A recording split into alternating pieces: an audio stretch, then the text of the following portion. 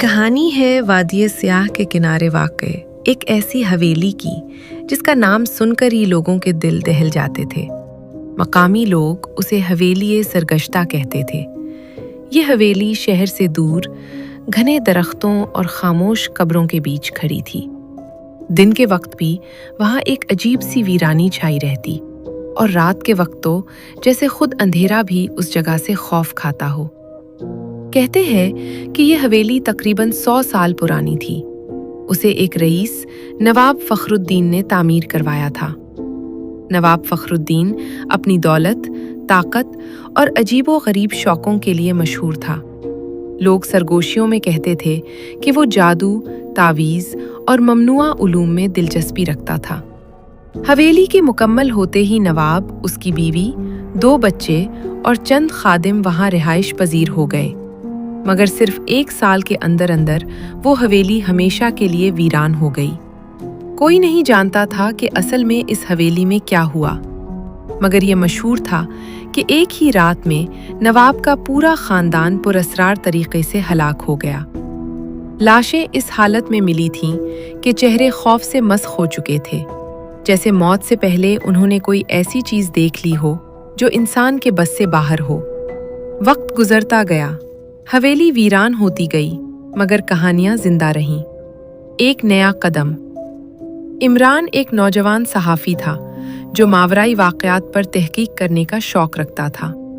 जब उसने हवेली सरगश्ता के बारे में सुना तो उसके दिल में एक अजीब सी कशिश पैदा हुई।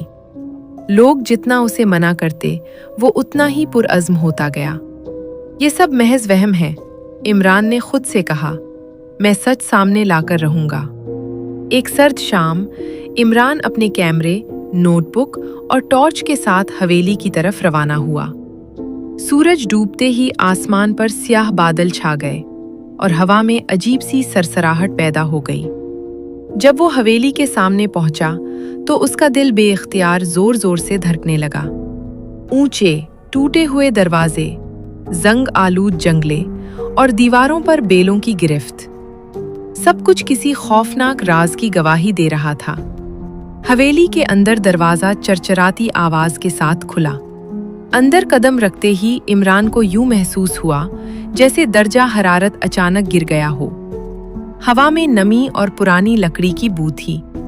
दीवारों पर लगी हुई तस्वीरें गिर्द से अट्टी हुई थीं, मगर उन आंखों में अब भी कुछ था, जैसे वो उसे देख रही हों। इमरान ने टॉर्च जलाई और आगे बढ़ा।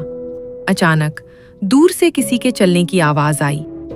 ठक ठक ठक। इमरान रुक गया। दिल की धड़कन कानों में गूंजने लगी। कौन है वहां? उसने कांपती आवाज में कहा। कोई जवाब नहीं आया, मगर कदमों की आवाज तेज हो गई। पुरअसरार कमरा हवेली के वसत में एक बड़ा सा कमरा था, जिसके फर्श पर अजीबो-गरीब निशानात बने हुए थे।